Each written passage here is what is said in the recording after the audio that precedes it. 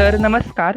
COEP अभिजात तर्फे आयोजित डायलॉग ऑफ डायस सीझन 2 या प्राध्यापक वृंदाच्या उत्स्फूर्त मुलाखतीत मी तन्मय, COEP अभिजात मराठी विभाग प्रमुख तुम्हा सर्वांचं सहर्ष स्वागत करतो. तर आज आपल्यासोबत महाविद्यालयातील जीवशास्त्र व पर्यावरणीय अभ्यास म्हणजेच बायोलॉजी अँड एन्व्हायरमेंटल स्टडीज या विषयाचा प्राध्यापिका डॉक्टर केतकी कांबळे मॅडम आपल्यासोबत उपस्थित आहेत. तर मी नमस्कार. अभिजात टीम तर मी संपूर्ण अभिजात टीम तर्फे मॅडम तुमचं मी सहर्ष स्वागत करतो. थँक्यू. धन्यवाद. तर आपण अधिक वेळ न छान. दवडता सुरू करूया कार्यक्रमाला. हो, नक्की. चालेल. तर मग पहिला प्रश्न मॅम तुमच्यासाठी. प्रत्येक शिक्षक हा त्यांच्या शालेय जीवनात किंवा महाविद्यालयीन जीवनात विद्यार्थी असतो. तर विद्यार्थी दशेतील तुम्ही आणि आता शिक्षकी पेशातील तुम्ही यात साम्य आणि फरक आम्हाला ऐकायला आवडेल. विद्यार्थी दशेतली मी आणि आताची मी याच्यात मूल्यांचा असं काही फार फरक नाही पडला आहे. कारण आपले मूल्य आपली फॅमिली घडवते आणि एक ते तयार झालेले असतात. त्याच्यामुळे अर्थात तेव्हा मी असाइनमेंटचं थोडं चीटिंग वगैरे करण्याचा प्रयत्न केला होता. त्याचं नंतर मलाच खूप वाईट वाटलं होतं. आताही जेव्हा मी चेक करते आणि विद्यार्थ्यांचे पाहते तेव्हा मला लक्षात येतं काय काय कॉपी केलेलं आहे. तेव्हाही जरा वाईटच वाटतं. पण ते मी समजून घेऊ शकते कारण की मी त्या अवस्थेत होते. आता म्हणजे आपण विद्यार्थी असताना आपण शिकत असतो. पण कसं शिकायचं, एखाद्या नवीन गोष्टीला कसं अप्रोच करायचं आणि त्याला सगळ्या अँगलनी कसं आत्मसात करायचं हे आपल्याला खूप उशिरा कळतं. त्याच्यामुळे आता खरं तर मला विचारलं तर मला वाटेल की मी आता आणखीन चांगली विद्यार्थी झाली. मला एक नवीन टॉपिक दिला तर मला तो जास्ती चांगल्या पद्धतीने अप्रोच करता येईल.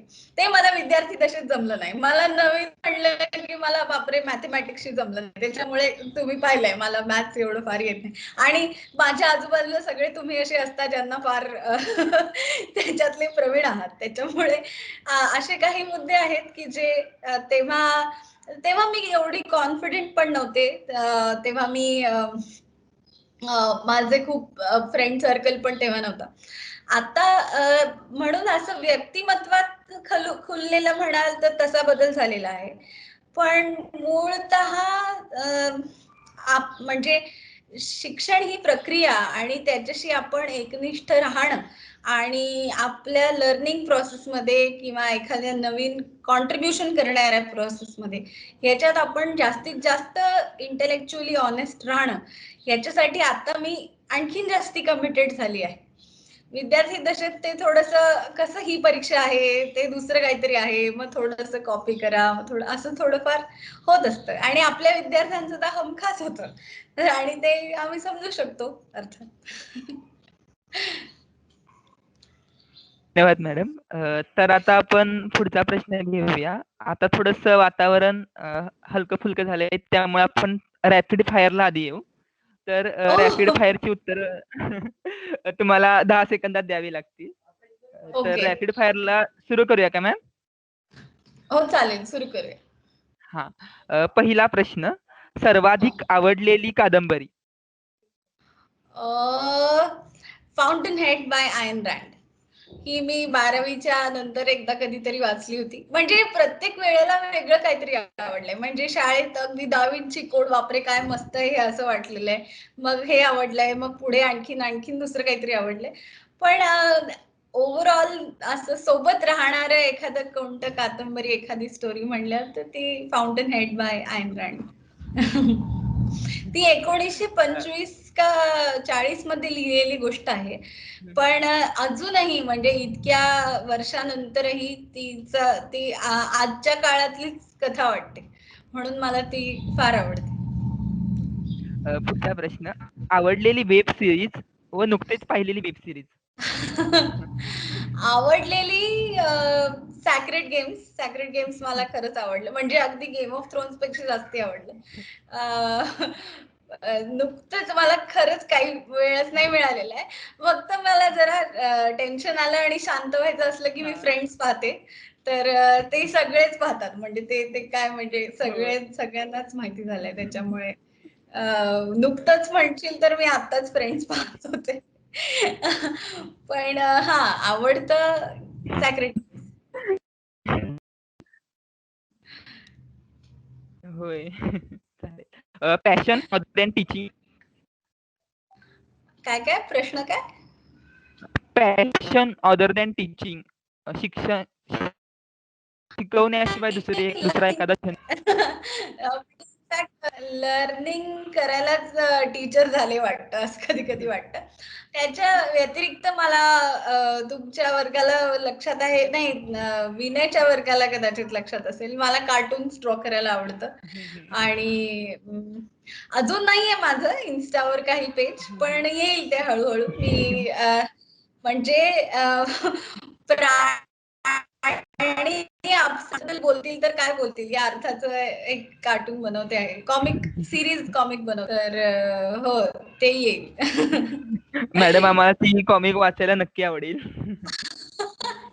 Thank you thank you. ते तुमच्या अभिजात मध्ये टाकूच ना, त्याच्यात हो, हो. काय. चालेल नक्की टाकीन आम्ही त्यात. नक्की नक्की. अप्लाइड सायन्स डिपार्टमेंटच्या आवडलेल्या 2 गोष्टी. अप्लाइड सायन्स मध्ये एक तर खूप सारे वेगळ्या सब्जेक्टचे टीचर्स असतात.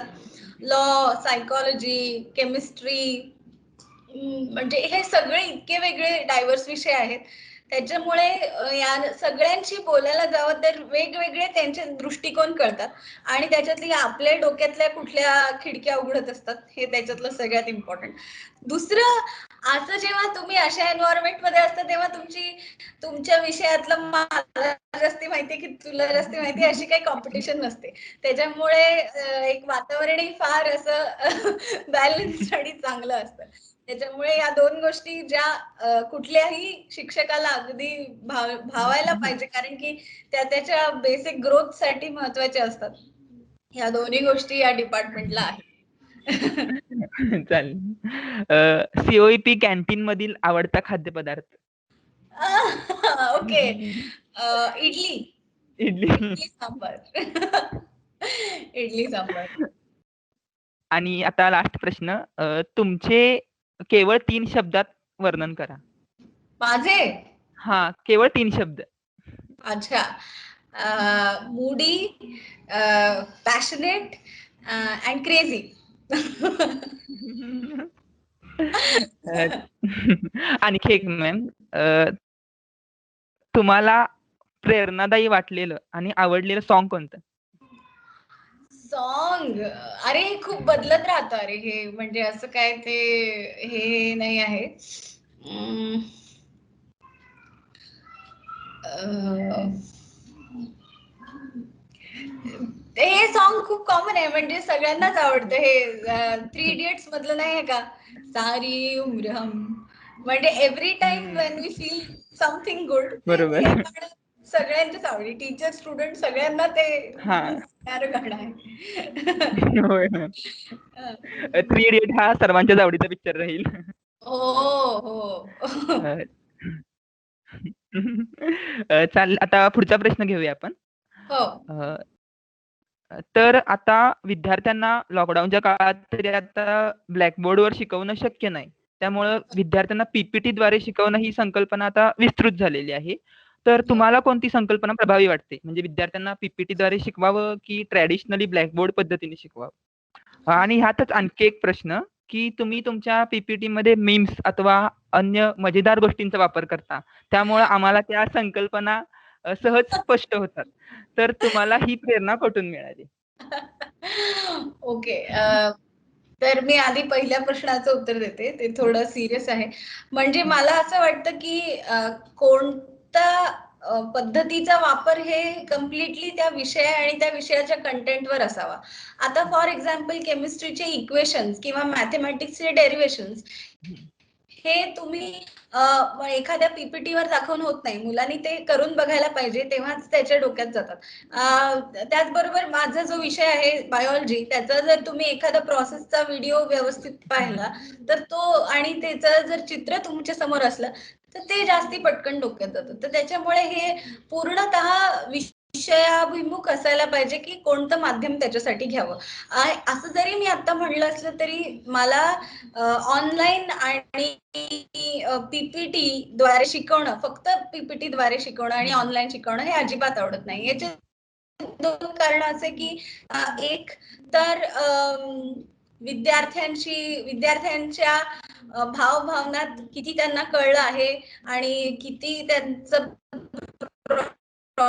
प्रोसेस विद्यार्थी अशा भागात आहेत किंवा अशा सिच्युएशन मध्ये आहे कुठल्या एका कारणाने की जिथे त्यांना इंटरनेटचा ऍक्सेस नाही किंवा लॅपटॉपचा ऍक्सेस नाही किंवा फोन थोड्या वेळासाठी मिळतो किंवा इलेक्ट्रिसिटी नाही, त्यांना या पूर्ण सिस्टीम मधून जसं गहाळच झाल्यासारखे झाले आहे. म्हणजे त्यांच्यासाठी काहीतरी एक सेपरेट प्रोव्हिजन असावी, असं असं कुठेच तरतूद या पूर्ण 2 सेमिस्टर मध्ये झालेली नाही. तर त्यामुळे मला हे ऑनलाईन असं फार दुःखद वाटतं आणि असं वाटतं की फक्त जे याचा हे उपलब्ध आहे आणि जे याचा उपभोग घेऊ शकतात त्यांनीच पुढे शिकत राहायचं का? जे नाही घेऊ शकत म्हणजे ते फक्त ते नाही आहे म्हणून मग त्यांनी मागे राहायचं का? हा प्रश्न उपस्थित होतो. म्हणून मला या पूर्ण अख्ख्या ऑनलाईन प्रोसेसचा तसा फार लोभ नाही आहे. हा दुसरा प्रश्न की मला मी जेव्हा शिकत होते तेव्हा मला जाणवलं की हे अशा पद्धतीने शिकवलं तर किती मजा येईल. तिथूनच मला लक्षात आलं की मला शिकवायला आवडतं आणि मला एखाद्या गोष्टीला सोपं करून किंवा त्याला एका वेगळ्या दृष्टिकोनात मांडायला आवडतं. आणि तसं तुम्ही मानसिकतेचा विचार केला तर आपल्याला जे ऑलरेडी माहिती आहे त्याच्याशी जेव्हा आपण नवीन ज्ञान कनेक्ट करतो तेव्हाच ते नवीन ज्ञान खूप चांगल्या पद्धतीने बसतं. आणि एकंदर मला लहान भाऊ असल्यामुळे आणि तो इंजिनियर असल्यामुळे एकंदर इंजिनिअरिंग विद्यार्थ्यांची मानसिकता ही मला खूप चांगली जवळून पाहता येत असल्यामुळे मी थोडासा याचा वापर करते एवढंच. नाही मॅम, त्या मीम्समुळे ना खूप म्हणजे भारी वाटतं शिकायला पण आणि म्हणजे एक इंटरेस्टिंग निर्माण होतो विद्यार्थ्यांच्या मनात. नाही, मला तेच म्हणायचंय की आपण टीचिंगला इतकं कॉम्प्लिकेटेड, एक तो बैजू आहे जो ऍप बनवतो आणि गेम्सद्वारे मुलांना शिकवतो. होय, हे बरोबर. म्हणजे आपलं शिक्षण आपण एवढं सिरियस आणि बिना कुठल्या जोक्सचं आणि एकदम गंभीर असं का बनवून ठेवलं आहे? हो ठीक आहे, लोक दिव्याखाली बसून अभ्यास करायचे वगैरे, पण त्यांना मजा यायची म्हणून करायचे आणि ती एक फन प्रोसेस आहे म्हणून करायचे. होय. त्याच्यामुळे त्याच्यातली तुम्ही ती मजा कधीही कमी होता कामा नये. नाही तुम्ही आणि पश्चिममुख झालं की मग त्याच्यात काही मजा नाही, असं मला वाटतं. बरोबर आहे मॅडम. तर पुढचा प्रश्न, तर आता आपण एका शब्दात उत्तरे म्हणजे वन वर्ड फॉर ह्या सेक्शनकडे येऊया. तर पहिला त्यातला प्रश्न, बायोलॉजी फॉर इंजिनिअरिंग. एका शब्दात फक्त उत्तर द्यायचे. बायोलॉजी फॉर इंजिनियर्स बद्दल हा, एका एका शब्दात फक्त. हा. अच्छा, बेस्ट सब्जेक्ट. माझ्यासाठी तरी बेस्ट. 2018. टर्निंग पॉइंट म्हणजे मी तेव्हा सीओईपी ला जॉईन झाले, त्याच्यामुळे तो माझ्या लाईफ मधला टर्निंग पॉइंट. अभिजात. अभिजात म्हणजे लोकांपर्यंत पोहोचणं, म्हणजे connecting to people, connect. College gate. Uber ड्रायव्हरचा कारण कॉलेज गेटला थांबवून माझी कॅब का आली नाही सध्या एवढाच. ऍक्च्युली कॉलेज गेट असणं हा पण एक जोक आहे. अच्छा, हो हो, हो, आपल्या कॉलेजला गेटही नाही. Online teaching. मला नाही आवडत. धन्यवाद मॅडम. आता थँक्यू. पुढचा प्रश्न. आता तुम्हाला सीओईपीतील असा एक क्षण सांगायचा आहे की तो तुम्ही कधीही विसरू शकणार नाही.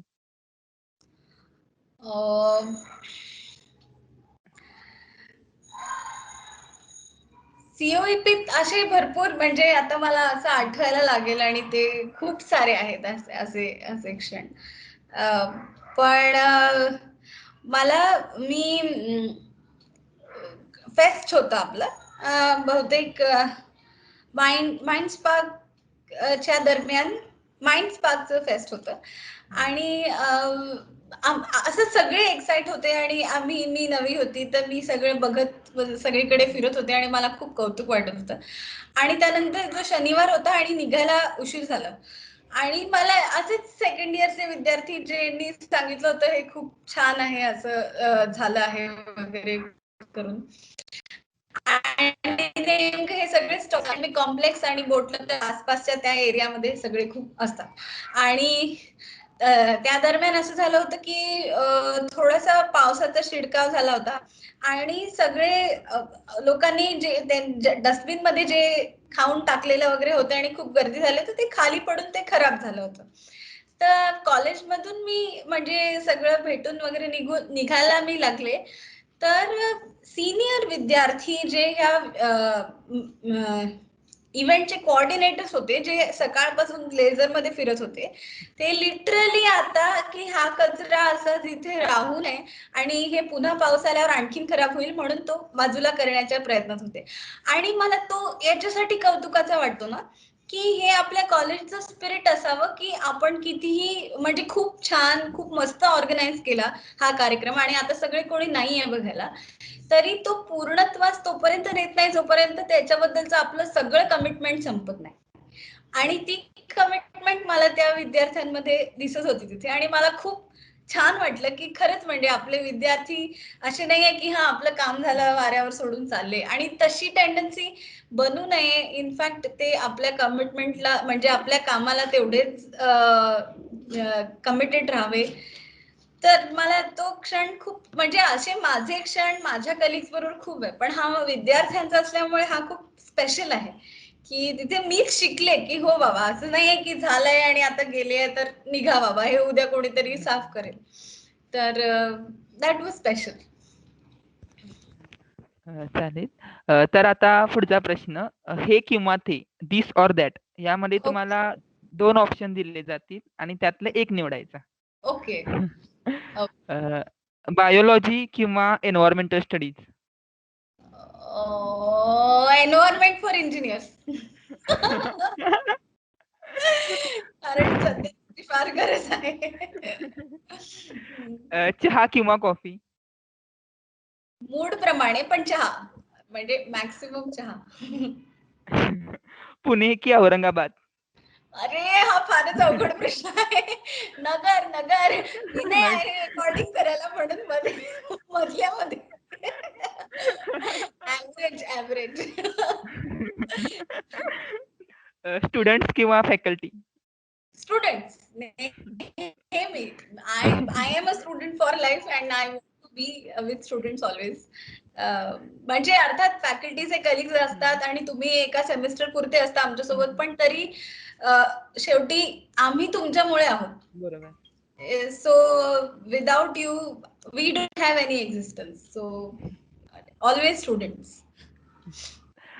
बाबासाहेब आंबेडकर मराठवाडा युनिव्हर्सिटी और IISc?